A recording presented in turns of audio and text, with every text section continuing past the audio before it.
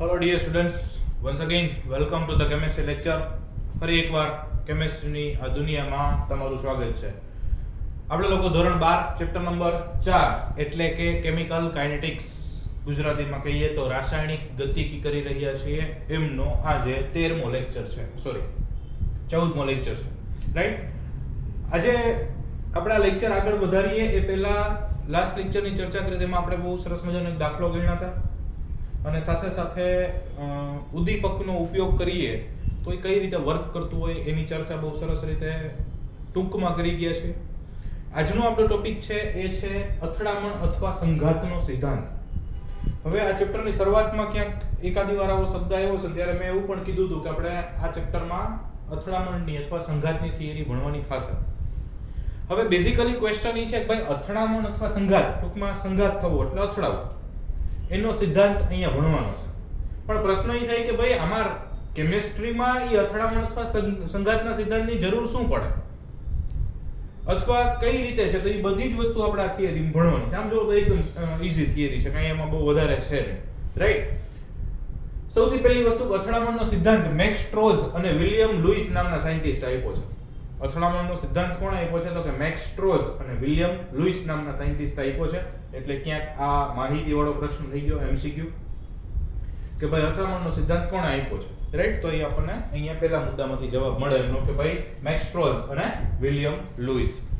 હવે બીજી વસ્તુ એ કે આનાથી શું થાય તો કે આ સિદ્ધાંતથી પ્રક્રિયાની ઊર્જામય અને ક્રિયાવિધિક બાબતોની કઈ બાબતો? એક ઊર્જાને લગતી બાબતો, ઊર્જામય એટલે ઊર્જાને લગતી, અને ક્રિયાવિધિક બાબતો એટલે કઈ ક્રિયાવિધિથી પ્રક્રિયા થાય છે.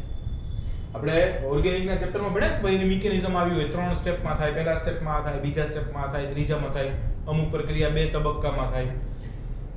પછી SN1 SN2 ભણ્યા, એમાં આપણે પ્રોપર ડાયરેક્શનથી ભણ્યા કે ભાઈ એનો વિન્યાસ ઉલટાઈ જતો હતો, આવું બધું ભણ્યા આપણે. તો એ ક્રિયાવિધિ કેવી હશે એ બધાની ઊંડાણપૂર્વકની સમજણ આપે. એટલે એક્ચ્યુઅલી એ આપણી પાસે સમજણ તો છે, એ વસ્તુ આપણે લાગુ તો પાડી છે, પણ આ અથડામણના સિદ્ધાંત ઉપરથી એ વસ્તુની સમજમાં આપણને વધુ ડિટેલમાં થોડુંક જાણવા મળે. રાઈટ? એટલે પહેલું કોણે આપ્યો તો બીજું એનો ઉપયોગ શું? તો કે ભાઈ ઊર્જાને લગતી અને ક્રિયાવિધિને લગતી બાબતો છે એમાં આપણને થોડીક વધારે ડિટેલ મળે. આ સિદ્ધાંતની મદદથી થોડી વધારે જાણકારી મળે. નેક્સ્ટ છે, આ સિદ્ધાંત પ્રમાણે અણુઓને સખત ગોળાઓ છે તેમ ધારવામાં આવેલ છે. અણુઓને સખત ગોળાઓ છે એવું ધારવામાં આવેલ છે. અહીંયા મેં ધારવામાં આવેલ છે એવું લખતા ભૂલી ગયો છું, પણ એવું ધારી લીધું છે. એવું હોય તો નહીં, પણ આપણે ધારી લીધું છે કે ભાઈ જે પ્રક્રિયા પામતા અણુઓ છે એટલે કે પ્રક્રિયકના અણુઓ છે એમને સખત ગોળાઓ તરીકે ધારી લીધા છે. અને પ્રક્રિયા ત્યારે જ પામે, એ જે તે અણુઓ પ્રક્રિયા પામવાના હોય એ ત્યારે જ પામે જ્યારે આ ગોળાઓ એટલે કે આ અણુઓ એકબીજા સાથે અથડાય છે. પ્રક્રિયા ત્યારે જ પામે જ્યારે એકબીજા સાથે અથડાય છે.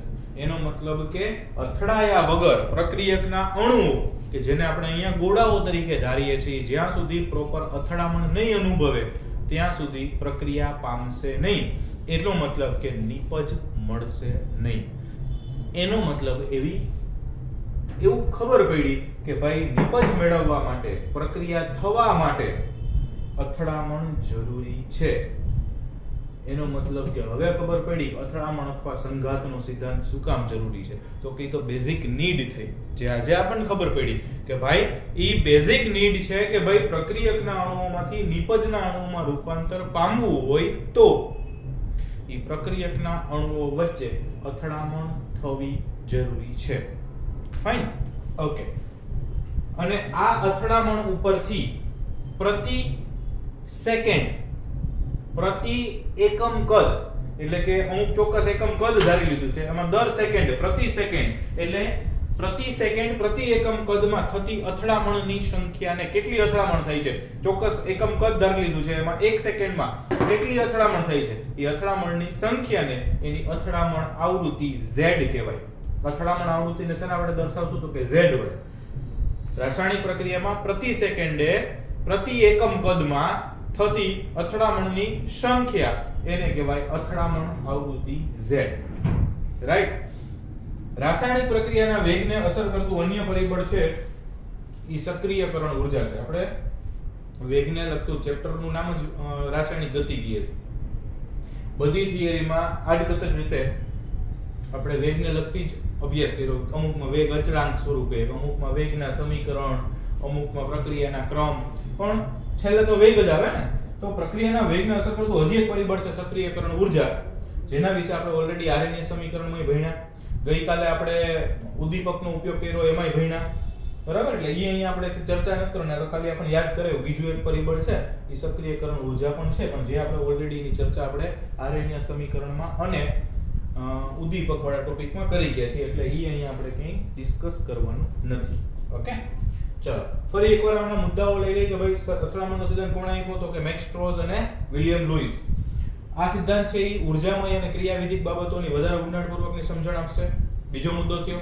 ત્રીજો મુદ્દો છે કે આ સિદ્ધાંત પ્રમાણે અણુઓને સખત ગોળાઓ ધારેલા છે અને નિપજમાં તો જ પરિણામે જો આ અણુઓ અથડામણ અનુભવે અથવા અણુઓ એકબીજા સાથે અથડાય. આ રાસાયણિક પ્રક્રિયામાં પ્રતિ સેકન્ડે પ્રતિ એકમ કદમાં જેટલી અથડામણ થાય એ અથડામણની સંખ્યાને અથડામણ આવૃત્તિ Z કહેવાય. અને આ ઉપરાંત પ્રક્રિયાના વેગને અસર કરતું હજી એક પરિબળ છે, એ છે સક્રિયકરણ ઉર્જા. આટલું ક્લિયર છે? હવે આ થિયરીમાં આપણે આગળ વધીએ. ધારો કે કોઈ એક દ્વિઆણ્વિક પ્રક્રિયા છે.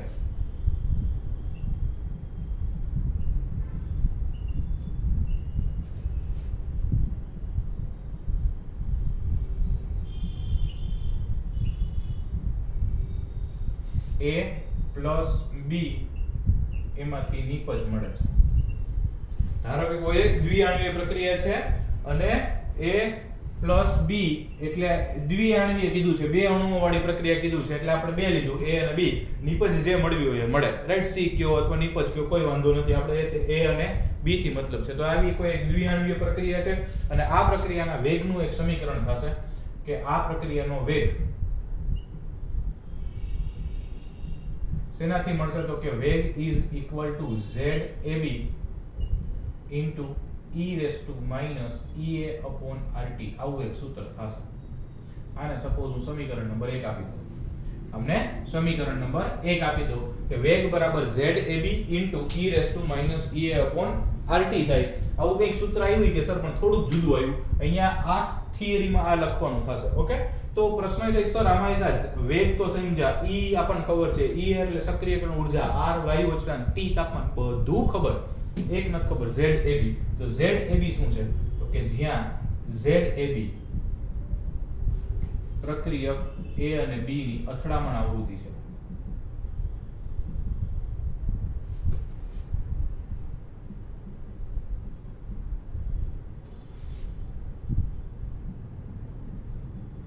સ્ટુડન્ટ્સ કપાઈ નથી જતું ને? જરા લેટ મી ચેક. નહીં, ફાઇન, જાય છે, ગુડ જાય છે.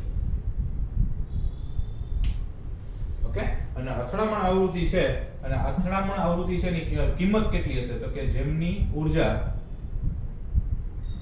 સક્રિયકરણ ઉર્જા જેટલી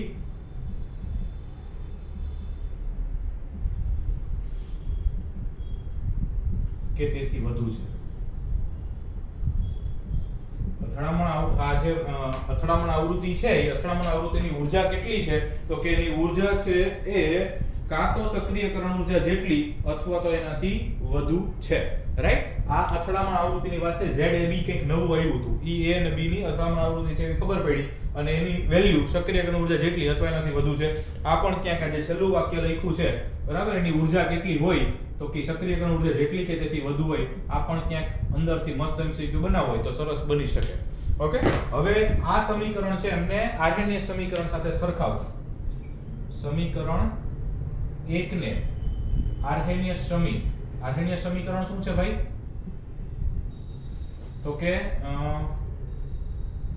વેગ is equal to A into e upon RT. આર્હેનિયસ સમીકરણ શું છે? વેગ બરાબર અથવા તો k બરાબર, વેગ અચળાંક બરાબર આવશે, સોરી, વેગ અચળાંક k બરાબર A into e upon RT. Yes, આવું સમીકરણ છે. એની સાથે સરખાવતા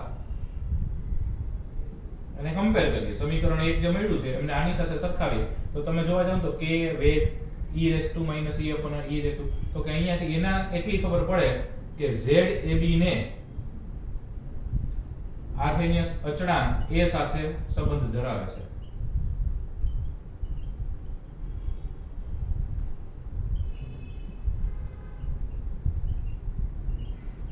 ટૂંકમાં અહીંથી એટલી ખબર પડી કે આજે અથડામણ આવૃત્તિ છે એને અને આર્હેનિયસ અચળાંક A ને ZAB ને અને A ને કંઈક સંબંધ છે એવી અહીંયાથી ખબર પડી. ઓકે, હવે આપણે સામાન્ય રીતે આનો ઉપયોગ કરીને આગળ વધવું હોય તો વધી શકાય. ઓકે, કે આ સમીકરણ 1.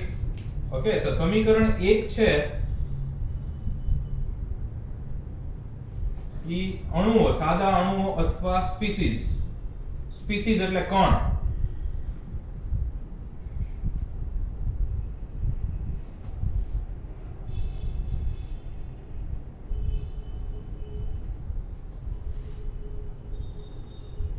સમીકરણ 1 જે આપણે કીધું એ સાદા અણુઓ માટે, સાદી સ્પીસીઝ, સાદી પ્રક્રિયાઓ થતી હોય એના માટે સરળતાથી લાગુ પડે. તો પરંતુ જટિલ પ્રક્રિયાઓ માટે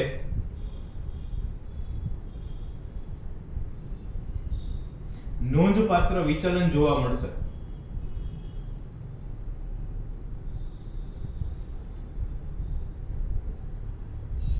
જટિલ પ્રક્રિયાઓ માટે શું થાય છે? નોંધપાત્ર વિચલન જોવા મળે. વિચલન એટલે ફેરફાર.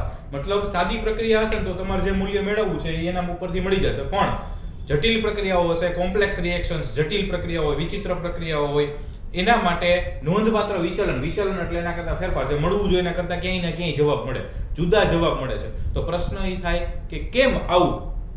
ઓકે, વિચલન જોવા મળે, હાલો માની ગયા, તમે કીધું એટલે અમે સ્વીકાર લીધું, વિચલન જોવા મળે તો મળે. પણ પ્રશ્ન એ છે કે વિચલન જોવા શું કામ મળે? તો કે વિચલન જોવા એટલા માટે મળે કે જ્યારે જટિલ પ્રક્રિયાઓ હશે ને ત્યારે અથડામણ પામતા બધા જ અણુઓ નિપજમાં પરિણમતા નથી. આવું શું કામ વિચલન જોવા મળે? તો કે કારણ કે જટિલ પ્રક્રિયાઓમાં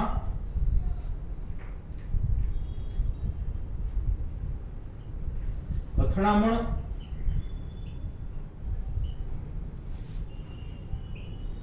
પામતા અથવા અનુભવતા બધા અણુઓ નિપજમાં પરિણમતા નથી. નિપજમાં પરિણમતા નથી એટલે નિપજ બનતી નથી, નિપજમાં ફેરવાતા નથી. બરાબર? એનો મતલબ એવો થયો કે વિચલન શું કામ જોવા મળે? તો કે જટિલ પ્રક્રિયાઓમાં અથડામણ અનુભવતા હોય અથવા પ્રક્રિયામાં ભાગ લેતા હોય બધાય કઈ નિપજમાં ફેરવાતા નથી. અમુક ફેરવાય, અમુક ના ફેરવાય. અને that also depends on the nature of the reactants. પ્રક્રિયકના સ્વભાવ ઉપર આધાર રાખે કે ભાઈ કેવો પ્રક્રિયક છે, એની સાઈઝ કેવી છે, અને અથડામણ અનુભવે છે. અને અથડામણમાંય પાછા અથડાય એટલે એ બધાય નિપજમાં પરિણમે એવું જરૂરી નથી. એક બહુ સાદું ઉદાહરણ આપું. આ બધું બહુ ભદ્રમ ભદ્ર બોલશું તો થોડું કન્ફ્યુઝન થશે. હું તમને એક સિમ્પલ કહું. માની લો કે કોઈ બે ટુ વ્હીલર બાઇક હોય, એક્ટિવા કે જે છે, એ કોઈ પણ જગ્યાએ ભટકાય છે, એને આપણે અથડામણ અથવા સંઘાત કહીએ, અને એને જબરદસ્ત લાગે અથવા હોસ્પિટલમાં એમને ફેરવવા પડે અથવા દુઃખદ ઘટના બની અને એમનું મૃત્યુ થાય. બે ટુ વ્હીલર વાળા કોઈ લોકો ભટકાય, એ પ્રક્રિયક છે, બે ટુ વ્હીલર વાળા ભાઈઓ, અને એની નિપજ શું છે? તો કે એને ભયંકર લાગે, હોસ્પિટલમાં દાખલ કરવા પડે અથવા તો મૃત્યુ પામે, એ નિપજ છે. તો હું તમને એક પ્રશ્ન પૂછું કે બે ટુ વ્હીલર વાળા ગમે ત્યારે ગમે એમ ભટકાય એટલે દરેક વખતે નિપજ મળે જ. કઈ નિપજની વાત કરી મેં? ભયંકર લાગે અથવા મૃત્યુ પામે. તો ગમે ટુ વ્હીલર વાળા બે જણા ભટકાય એટલે ગમે ત્યારે મૃત્યુ જ પામે અથવા ભયંકર લાગે? તો કે ના ના, એવું તો હાલતા ભટકાતા હોય.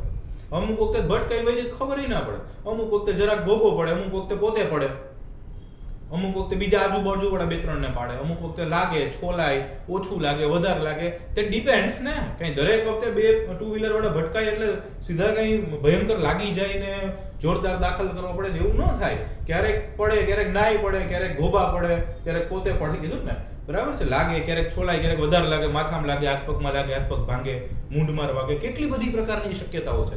કઈ દરેક વખતે આમ ભટકાણા એટલે સીધા હોસ્પિટલમાં એવું જરૂરી નથી.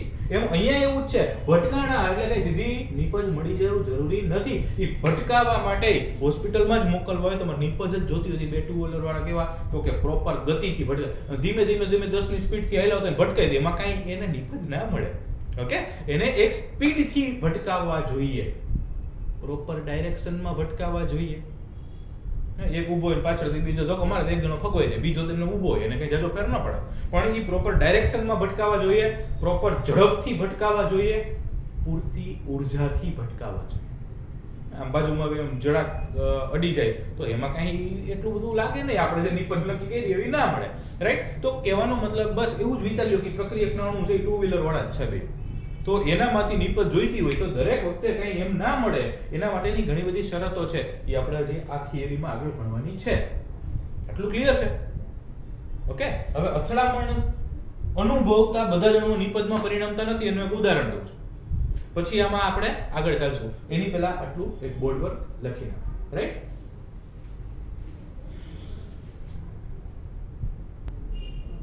ઓકે, તો આ વસ્તુને સમજવા માટે માની લો કે મિથાઇલ બ્રોમાઇડમાંથી મિથેનોલ બનાવવું હોય, પ્રક્રિયાને ધ્યાનમાં લઈએ, એટલે કે દાખલા તરીકે CH3Br OH- છે, આમાંથી આપણે CH3OH બનાવવું છે અને Br- છૂટું પાડવું છે. આ પ્રક્રિયાને આપણે ધ્યાનમાં લઈએ. ઓકે, તો આ પ્રક્રિયાને ધ્યાનમાં એટલે કે બ્રોમોમિથેનમાંથી મિથેનોલ બનાવવું છે. તો આ બ્રોમોમિથેનમાંથી મિથેનોલ બનાવવા માટેની પ્રક્રિયા છે. હવે આ શું સમજાવું છું, ફરી એકવાર યાદ કરાવું. હમણાં જે છેલ્લો સ્ટેપ લખ્યું હતું કે અથડામણ પામતા બધા જ અણુઓ નિપજમાં પરિણમતા નથી. દાખલા તરીકે આપણે અથડામણ પામવા માટે એક બ્રોમોમિથેન લીધું ને એક હાઇડ્રોક્સાઇડ વાળું કોઈ લીધું. ઓકે, હવે આમનું આપણે દિક વિન્યાસ વિચારીએ. દિક વિન્યાસ, વિન્યાસ એટલે ગોઠવણી, દિક એટલે દિશા. પ્રોપર દિશામાંથી એની જો ગોઠવણી થાય એટલે કે મિકેનિઝમ, ક્રિયાવિધિ જે આપણે કીધું બીજા મુદ્દામાં કે ક્રિયાવિધિક બાબતોને સમજાવે છે, તો એ ક્રિયાવિધિક અથવા મિકેનિઝમ શું થશે, એ અથડામણને ક્યાં અસર કરશે, એ આપણે સમજવું છે. હવે એ સમજવા માટે માની લો કે આપણે એવું વિચારીએ કે આપણી પાસે એક CH3 આવી રીતે છે અને આમની જોડે અહીંયા Br છે, ફાઇન. હવે એમની સાથે OH- જોડવું છે. હવે એમની પાસે OH- જોડવું છે તો માની લો કે બે શક્યતાઓ છે. ઓકે, OH- જોડવા માટે બે શક્યતા છે. એક OH- આ બાજુથી જોડાવા માટે આવશે, એક OH- આ બાજુથી જોડાવા માટે આવશે, રાઈટ. તો એકમાં માની લો કે આપણે એવું વિચારીએ કે OH છે એ ડાબી બાજુથી આવે છે, તો OH એક આવી રીતે આવશે. ત્યારે કાર્બનની સાથેના 3 હાઇડ્રોજન છે એ સપોઝ આવી રીતે ગોઠવાઈ જાય છે ઉપર, અને આ Br છે અને આ OH છે. ટૂંકમાં OH છે એ જોડાવા માટે આવે છે, ઈ બ્રોમો જે જોડાયેલો છે એની ઓપોઝિટ ડાયરેક્શનમાં આવે છે. જેમ કે બ્રોમિન અહીંયા છે અને OH એની ઓપોઝિટ ડાયરેક્શનમાંથી છે. અને બીજી એક શક્યતા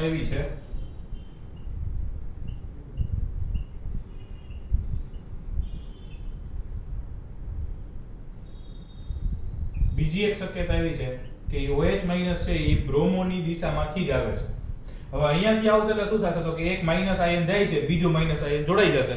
તો આ જોડાવાનું, આ બે ડોટેડ બોન્ડ એટલે દર્શાવ્યા છે કે આ બંધ તૂટવાનું ચાલુ છે અને આ બંધ બનવાનું ચાલુ છે. અને જો એવું શક્ય બન્યું તો આમાંથી સરસ મજાની નિપજ મળે. કેવી નિપજ મળે?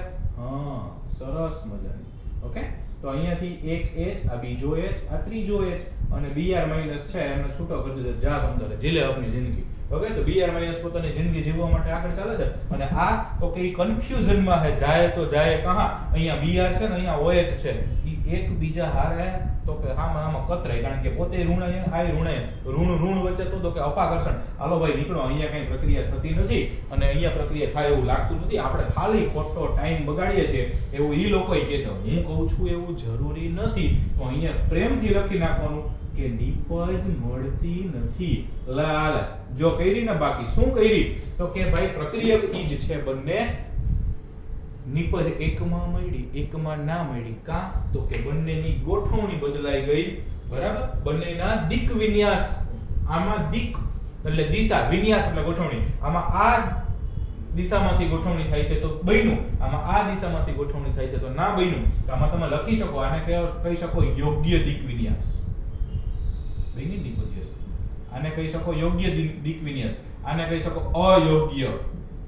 યોગ્ય ન હોય એવો અયોગ્ય દિક વિન્યાસ એવું પણ તમે ત્યાં કહી શકો. અને જો યોગ્ય દિક વિન્યાસ એટલે કે યોગ્ય દિશામાંથી અથડામણ થશે તો નિપજમાં પરિણમશે.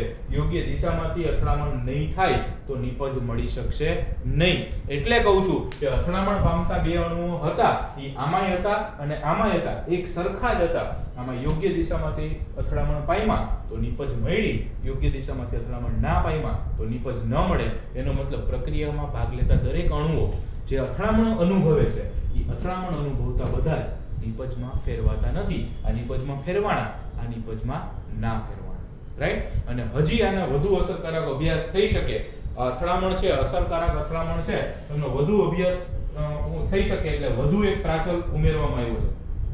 અસરકારક અથડામણ માટે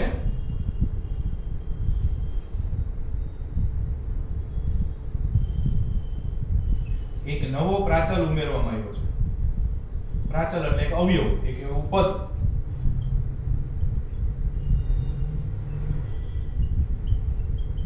આપણું સૂત્ર શું હતું? તો કે આપણું સૂત્ર હતું વેગ ઇઝ ઇક્વલ ટુ ZAB. બરાબર છે? વેગ is equal to ZAB into e raise to minus EA upon RT. આવું સૂત્ર હતું. આમાં એક નવો પ્રાચલ P ઉમેરવામાં આવ્યો છે, જ્યાં P બરાબર શું છે ભાઈ? તો કે જ્યાં P બરાબર સ્મોલ p બરાબર આને શું કહેવાય? તો કે એને પ્રોબેબિલિટી ફેક્ટર, સંભાવ્યતા અવયવ. એને સંભાવ્યતા અવયવ અથવા ત્રિવિમ વિન્યાસકારક તરીકે ઓળખવામાં આવે છે. આ બહુ જબરું નામ છે, ત્રિવિમ વિન્યાસકારક.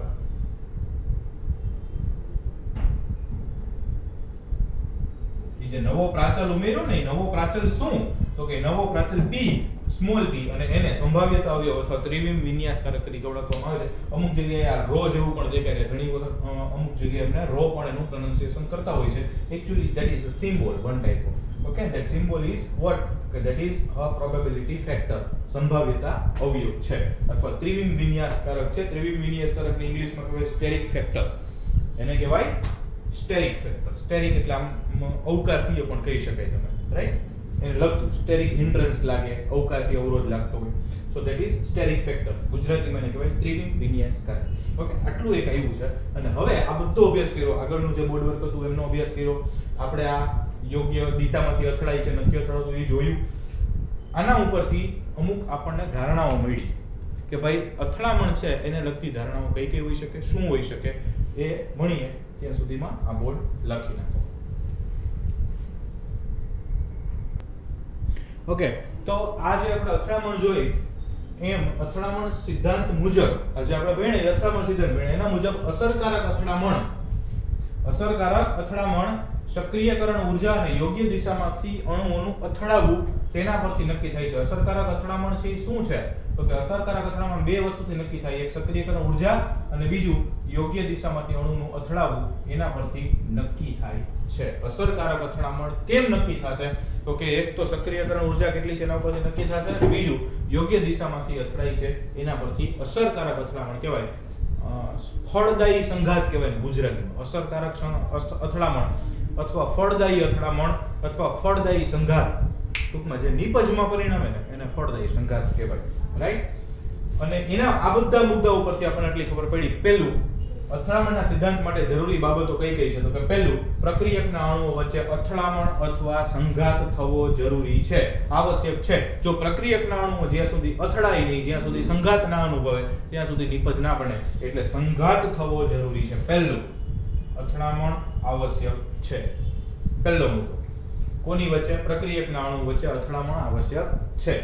બીજો મુદ્દો, આ અથડામણ તો છે આવશ્યક છે, પણ ઈ જે અથડામણ અનુભવતા અથવા સંઘાત અનુભવતા પ્રક્રિયક છે એના અણુઓમાં ઓછામાં ઓછી અમુક ગતિ ઉર્જા હોય છે. મેં કીધું ને આમ ધીમે ધીમે આયલા આવતા ની અથડામણ અનુભવે તો એ કઈ પ્રોપર નિપજમાં ના ફેરવાય. એ અથડામણ અનુભવતા હોય એના માટે ચોક્કસ એક ઓછામાં ઓછી કાંઈક તો એની સ્પીડ લિમિટ હોવી જોઈએ. તો અમુક ચોક્કસ ગતિ ઉર્જા હોવી જોઈએ, જેને ઘણીવાર દેહલી ઉર્જા તરીકે પણ ઓળખવામાં આવે છે. તો અથડામણ અનુભવતા પ્રક્રિયકના અણુઓ છે એમાં ઓછામાં ઓછી અમુક ગતિ ઉર્જા હોવી જરૂરી છે. ત્રીજું, અથડામણ થઈ એને ચોક્કસ ગતિ ઉર્જાય છે, પણ પ્રોપર ડાયરેક્શનમાંથી નહીં અથડાય તો મજા આવશે, મતલબ પ્રોપર નિપજ મળશે નહીં. તો પ્રક્રિયક અણુઓની અથડામણ અથવા સંઘાત યોગ્ય દિશામાંથી થવો જરૂરી છે. બીજો મુદ્દો તો અમુક ગતિ ઊર્જા જરૂરી છે. ત્રીજું, યોગ્ય દિશામાંથી થવું જરૂરી છે. સંઘાત અથવા અથડામણ છે એ યોગ્ય દિશામાંથી થવું જરૂરી છે. તો અને તો જ નિપજમાં પરિણામે, તો જ ફળદાયી સંઘાત અથવા અસરકારક અથડામણ થાય. રાઈટ. અને ચોથું, સફળ અથડામણ અથવા સંઘાત અનુભવતા હોય, સફળ અથડામણ, ખાલી અથડામણ શબ્દ નથી, સફળ, તો જ એ નિપજમાં ફેરવાય. અથવા તો એવું કહી શકાય કે નિપજમાં ફેરવાય ને તો જ એને સફળ સંઘાત કહેવાય, તો જ એને સફળ અથડામણ કહેવાય. રાઈટ. તો 4 મુદ્દાઓ. પહેલું, અથડામણ થવી જરૂરી છે. બીજું, અથડામણ પામતા હોયની પાસે અમુક ગતિ ઊર્જા હોવી જરૂરી છે. ત્રીજું, એ યોગ્ય દિશામાંથી સંઘાત અનુભવતા હોવા જરૂરી છે. અને ચોથું, જો એ સફળ અથડામણ અનુભવે ને તો અને તો જ નિપજ મળે, બાકી બધાયમાં નિપજ મળે નહીં. એટલે આપણે જે અહીંયા લખ્યું એટલે સંઘાતના સિદ્ધાંત ઉપરથી જે સમીકરણ લખ્યું ZAB e−EA/RT, એ સાદી પ્રક્રિયાઓ માટે જોવા મળ્યું, પરંતુ જટિલ પ્રક્રિયાઓ માટે વિચલન જોવા મળ્યું. કારણ કે દરેક અથડામણ અનુભવતા હોય એ બધાય નિપજમાં ફેરવાય નહીં. જ્યારે સફળ અથડામણ થાય ને તો અને માત્ર તો જ નિપજમાં ફેરવાતા હોય છે. 4 મુદ્દાઓ. અથડામણ જરૂરી છે, અથડામણ પામતા હોયની પાસે યોગ્ય ગતિ ઊર્જા જરૂરી છે. ત્રીજું, યોગ્ય દિશા જરૂરી છે. અને ચોથું, સફળ અથડામણ થતી હશે ને તો જ નિપજમાં ફેરવાતું હશે. આ 4 મુદ્દાઓ આપણને અથડામણ સિદ્ધાંત માટે જરૂરી લાગ્યા અથવા સમજાણા. ઓકે સાહેબ, બધું સાચું, બધું સાચું, પણ આ ક્યાંય ફાયદાકારક છે અથવા આમની કંઈ ખામીઓ છે તો કહી દીધું.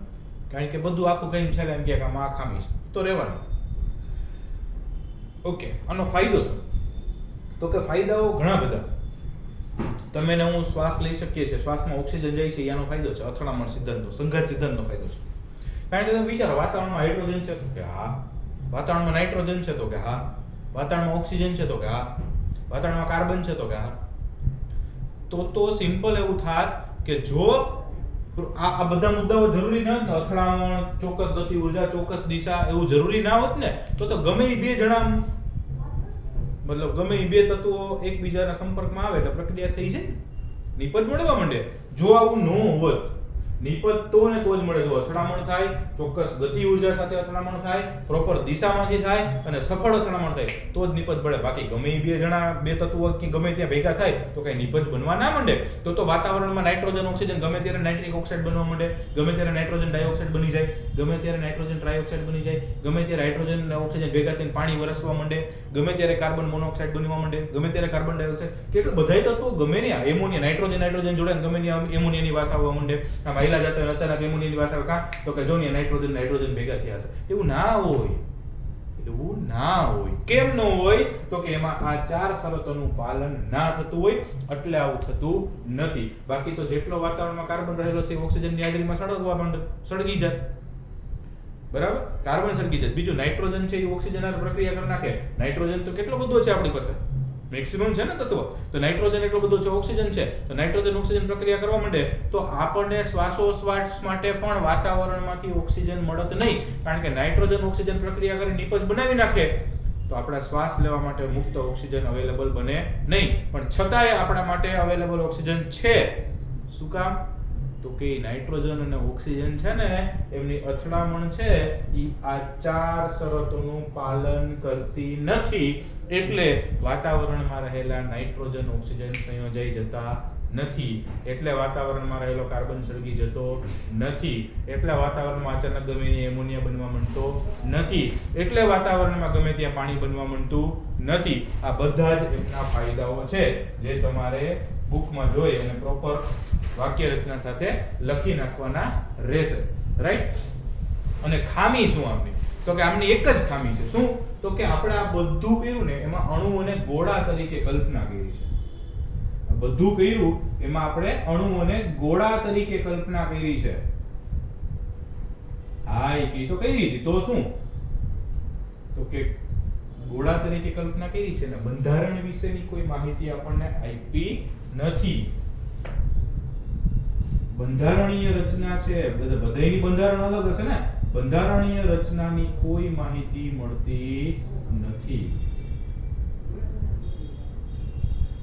બસ આ એક જ ખામી છે ભાઈ, એના ગોળા તરીકે કલ્પના કરી લીધી હતી, પણ એ બંધારણ કેવું છે, શું છે, એનાથી ફાયદા થશે, એ આમાં ક્યાંય અસર કરશે નહીં કરે એવી કોઈ જ ચર્ચા આમાં કરી નથી. એ એક જ આમની ખામી છે. ફાયદાઓ ઘણા બધા આપણે વર્ણવી દીધા, રાઈટ? તો એકદમ મસ્ત, મજા આવે એવો ટોપિક. આજ પૂરતું એટલું, બાકીનું નેક્સ્ટ ટાઈમ. Thank you.